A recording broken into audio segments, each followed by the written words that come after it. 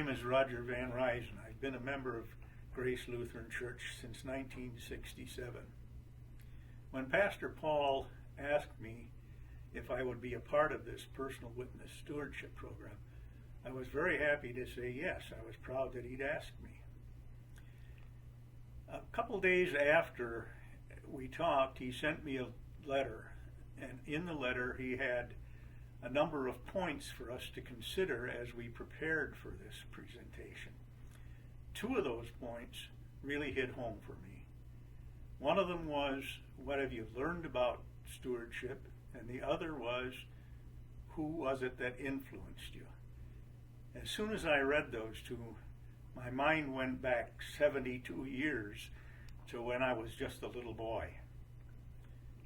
My mother and father were from different religions. My father was born and raised in a devout Catholic family, and my mother was born and raised by a pair of German immigrants who were devout Lutherans, and the marriage was kind of a controversy in the family.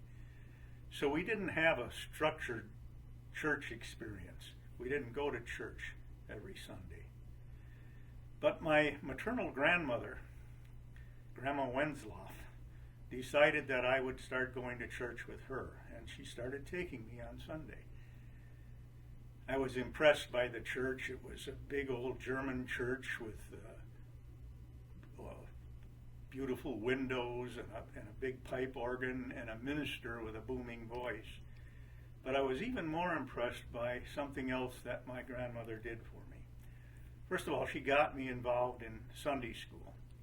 But every Sunday, she made sure that I had a nickel or a dime in my pocket to put in the collection basket when it came around. Now I know in this economy a nickel or a dime sounds kind of chintzy, but 72 years ago a nickel was a lot of money to a 6-year-old boy. My dad was an auto mechanic or an auto body man, and he earned less than $2 an hour, just to put everything in perspective. At first, I thought, gee, I'd like to keep this nickel. I don't want to put it in that basket. I could get a great big Hershey bar for a nickel like this. So I asked my grandma, I said, what does the church do with this money? And she said, well, they use it to make sure that people can hear the Word of God.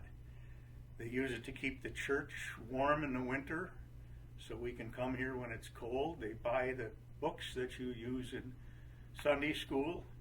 And some of the money goes to other churches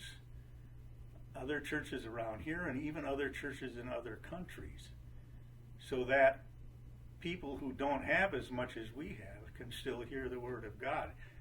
They may even buy some books for little boys like you in another church.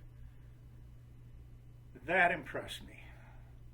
I thought about that and I thought, boy, am I ever proud to be a part of that kind of a mission. And I thought of other little kids being able to go to Sunday school because of the nickel that I put in the plate. But I did say to Grandma, I said, it's only a nickel. She said, Roger, if 20 little boys put a nickel in the plate, that's a whole $1. Then she had me. That was a lot of money. From that point on, I no longer felt that I had to put that nickel in the plate or that dime. I felt that I wanted to. I really felt good about putting that money in there. As I got a little older and I started earning money for doing chores at home, I'd bring some of my own money and put it in there too, sometimes even a whole quarter. And as I grew up and my life went on, I always felt the same way about giving to the church, about Christian stewardship, that it was something I wanted to do. I married, started to raise a family, and moved here to Grafton and joined a small congregation that was just getting started, Grace Lutheran Church. We worshiped in folding chairs in front of a pulpit that was made out of painted 2x4s nailed together. But it was fun to watch this church grow and this congregation grow, and the generosity of the people have it become what you see here today. I served for a short time as the stewardship chairman. And one of the things that I learned about stewardship at that time was that there are some people who tend to look at stewardship as some sort of a legal obligation, like paying the bills. They didn't feel the same way I did about being happy to give and being anxious to give. And I tried to think of ways that I could get people to feel that way about Christian stewardship. During the time I was working, my wife and I pledged what we thought we could, and we always met our pledge. Now that I'm retired and we're on a very strict budget and a very limited income, a fixed income, that's less than half of what I earned when I was working, we still feel the same way about stewardship. Each month when Kath and I sit down to write the checks for those legal obligations we have, you know, the light bill and the TV bill and those sort of things, the first check we always write is the one that we want to give, the one for our stewardship commitment. And we're always happy to do it and happy to bring it here to the church.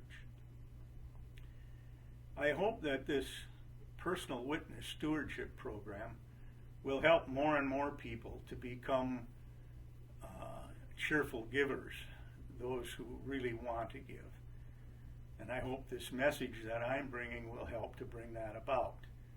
At this point, I'd like to thank my grandmother for the lesson that she gave me, and I'd like to thank God for making sure that I was still here and able to bring this message. Thank you all.